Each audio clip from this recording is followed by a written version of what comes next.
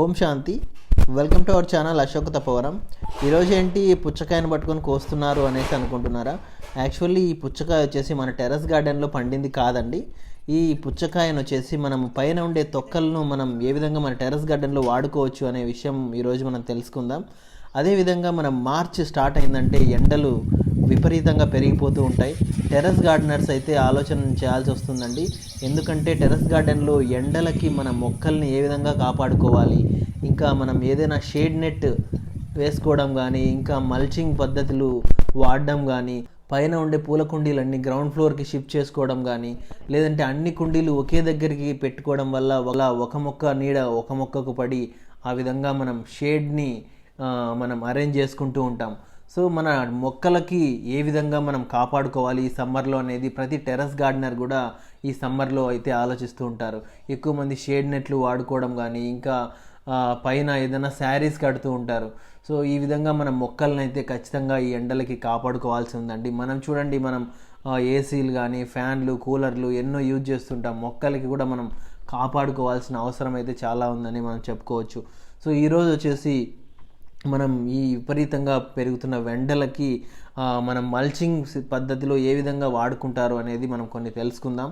అట్లే ఫస్ట్ మనం ఎక్కువగా చాలామంది మన టెర్రస్ గార్డెన్లో అవైలబుల్గా మనకి మొక్కల నుండి రాలిన ఆకులని ఎండబెట్టేసి ఆ ఆకులని ఎక్కువగా మనం వాడుకుంటూ ఉంటాం. సో ఆ ఆకుల్ని మనకి ప్లాంట్ ఉన్న మన మొక్కలు ఉన్న కుండీలలో కింద మనకి నేల కనిపించకుండా మనం ఆకులన్నీ వేసినట్లయితే ఆకులన్నిటినీ కూడా మనకి మంచిగా ఆ నేలలోని తేమ ఇంకిపోకుండా ఆకులను కవర్ చేస్తూ ఉంటాయన్నమాట. ఎక్కువ ఎండ శాతం తగలకుండా వాటిని కవర్ చేస్తూ ఉంటాం.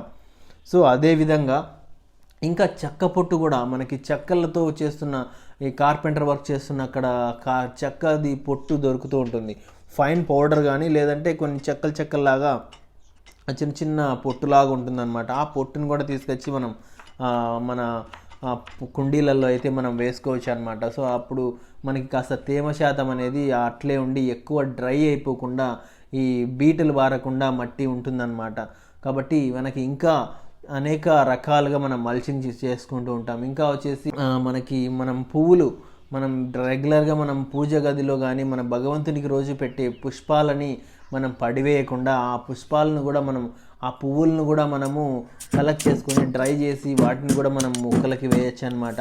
డ్రై చేయకపోయినా కూడా మనం డైరెక్ట్గా పచ్చి వేసినా కూడా అవి 2-3 రోజులకి ఎండిపోయి ఆ నేలనంతా కవర్ చేస్తాయన్నమాట. అవి కూడా కూలింగ్ లాగా ఉంటుంది మంచిగా. సో మనం వాటర్ ఇచ్చినప్పుడు కూడా వాటితో కూడా అవి కూడా కుళ్ళుతూ ఉంటాయి. అవి కూడా పైనంతా ఒక లేయర్ లాగా ఉంటాయన్నమాట. సో మంచిగా మనకి ఎండలకి అవి ఎండిపోకుండా కాస్త తేమ శాతం అనేది నిలుపుతుందన్నమాట.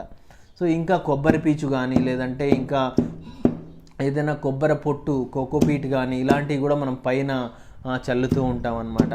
సో అదేవిధంగా ఇంకా మనకి మంచిగా కూలింగ్ ఇవ్వాలంటే మనకి పైన శారీస్ కూడా కట్టుకోవచ్చు అనమాట. ఈ షేడ్ నెట్లు కూడా ఎక్కువ మనకి వాడుతూ ఉంటాం. షేడ్ నెట్లు కాస్త ఖర్చుతో కూడింది కాబట్టి మనం ఖర్చు లేకుండా మనం చేసుకోవాలనుకున్నప్పుడు శారీస్ని కూడా మనం వేసుకోవచ్చు అనమాట. సో ఇంకా మనకి నేను ఆలోచించింది ఏంటంటే, సరే మనం కూలింగ్కి వచ్చేసి ఎక్కువగా ఫ్రూట్స్ సమ్మర్లో ఎక్కువగా తినే ఫ్రూట్స్ ఈ తర్బూజా, పుచ్చకాయ ఇలాంటి ఫ్రూట్స్ ఎక్కువ తింటుంటాం. సరే మనం పుచ్చకాయ తింటే మనకి ఎంత కూల్గా మంచిగా ఉంటుంది కదా, సరే చెట్లకు కూడా ఎందుకు వేయకూడదు అనేసి ఆ పైన ఉండే తొక్కలన్నిటిని నేను కట్ చేస్తున్నాను అనమాట. వీటిని ఏ విధంగా మనం మొక్కలకి ఇస్తామనేది చూద్దాం ఫైనల్గా. సో ఇవైతే చిన్న చిన్న ముక్కలుగా అయితే ఫస్ట్ మనం కట్ చేసుకోవాల్సి ఉంటుంది.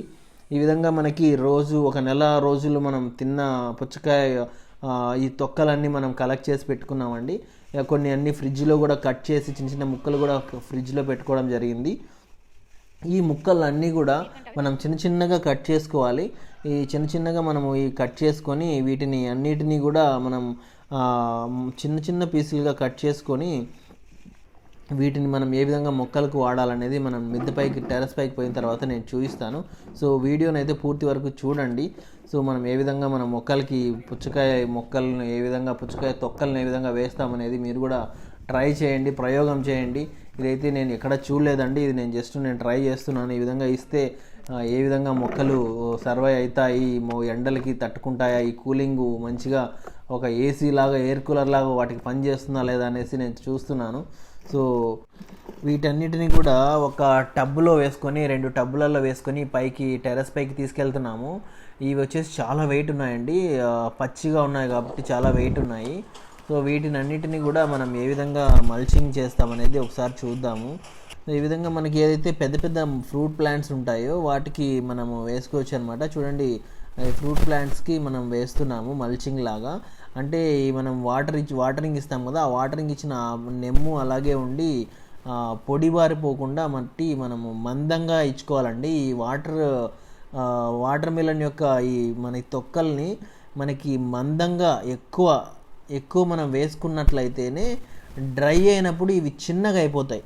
డ్రై అయినప్పుడు చిన్నగా అవ్వడం వల్ల అప్పుడు గ్యాపులు కనిపిస్తాయి అన్నమాట. అంటే మట్టి కింద ఉండే పాట్లో మనకి కుండీలలో ఉండే ఆ మట్టి లేయర్ మనకు కనపడుతుంది డ్రై అయినప్పుడు. డ్రై అయిపోతే చాలా చిన్నగా కనిపిస్తాయి కాబట్టి ఇవి మందంగా వేసుకోవాల్సి వస్తుంది. చాలా ఎక్కువ వేసుకున్నట్లయితేనే ఇవి నేల కూడా కనిపించకుండా మనకి డ్రై అయిన తర్వాత కూడా అవి కవర్ చేస్తాయన్నమాట. మొత్తం ఆ నేల మనకు చెట్టు కుండీలో ఉండే నేలను అంతటిని కూడా కవర్ చేయాలంటే మనం ఇవి ఎక్కువ శాతం మనకు చాలా ఒక 2 లేయర్లు మనం వేయాలి. ఫస్ట్ ఒకసారి వేసిన తర్వాత నేల ఎక్కడ కనిపించకుండా వేసి దానిపైన మళ్ళీ ఇంకొక లేయర్ వేసినప్పుడే మనకి మల్చింగ్ లాగా టోటల్గా మనకి ఆ కుండీలో ఉండే ఆ స్పేస్ అంతా కవర్ అవుతుందన్నమాట. కాబట్టి ఈ విధంగా చూడండి, అన్ని ఫ్రూట్ ప్లాంట్స్కి అయితే నేను వేస్తున్నాను. ఇది దానిమ్మ చూడండి, ఎంత మంచిగా దానిమ్మ పూత వచ్చేసి వస్తుంది, ఇంకా కాయలు కూడా ఉన్నాయి. ఇంకా అన్ని ఫ్రూట్ ప్లాంట్స్కి అయితే జామ, ఇంకా ఇది గ్రీన్ ఆరెంజ్ చూడండి, కాయలు చాలా మంచిగా వచ్చేసాయి కాయలు.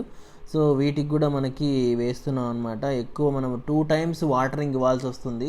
సో 2 times వాటరింగ్ ఇచ్చినా కూడా ఆఫ్టర్నూన్కి రేపు మార్నింగ్ అంతా వచ్చేసి డ్రై అయిపోతున్నాయి, మళ్ళీ వాటరింగ్ ఇవ్వాల్సి వస్తుంది. కాబట్టి ఈ సమ్మర్లో ఖచ్చితంగా వాటరింగ్ కూడా 2 times ఇవ్వండి. మరియు ఈ విధంగా మల్చింగ్ చేయడం వల్ల ఎండకి సన్లైట్ 40-45 degrees టెంపరేచర్లో ఉండే ఎండకి తట్టుకోవడానికి మనకి ఈ విధంగా మల్చింగ్ ఆకులు కానీ లేదంటే చెక్క పొట్టు కానీ ఈ విధంగా కొత్తగా ట్రై చేయాలంటే ఈ వాటర్ మిలన్ ఈ తొక్కలన్నీ కూడా కట్ చేసి ఈ మాదిరి మనం ఇచ్చుకోవడం వల్ల కూడా చాలా మంచిగా అది డ్రై అవుతాయి అన్నమాట. 2-3 daysకి డ్రై అయిపోయిన తర్వాత ఇవి మనకి అక్కడ ఉండే స్పేస్ని అంతా కవర్ చేసేటట్లు మనం ఎక్కువ వేసుకుంటే, ఇది 2nd day చూడండి, ఇది నెక్స్ట్ డే కాస్త డ్రై అయిపోయాయి అన్నమాట. ఇంకా నెక్స్ట్ ఈ 3rd dayకి కూడా మనకి కొద్దిగా చిన్నగా అయిపోతాయి అనమాట. అప్పుడు గ్యాపులు కనిపిస్తాయి అక్కడ.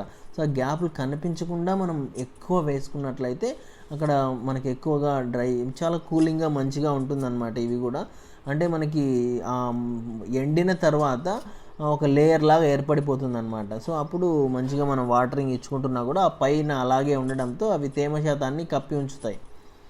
చూడండి, ఇవి నెక్స్ట్ 3rd day అనమాట. 3rd dayకి 3వ రోజుకి చాలా డ్రై అయిపోయాయి. ఇంకా ఈ విధంగా అవి అలాగే ఉంటాయన్నమాట, మనం వాటరింగ్ ఇచ్చుకుంటూ ఉంటాం. ఈ సమ్మర్లో మీరు కూడా మీ టెర్రస్ గార్డెన్లోని మొక్కల్ని ఏదో ఒక రకంగా మల్చింగ్ చేసుకొని లేదంటే ఏదో ఒక షేడ్ నెట్ కింద పెట్టుకొని మీ మొక్కల్ని కాపాడుకుంటారని కోరుకుంటూ థ్యాంక్ యూ ఫర్ వాచింగ్. ఓం శాంతి.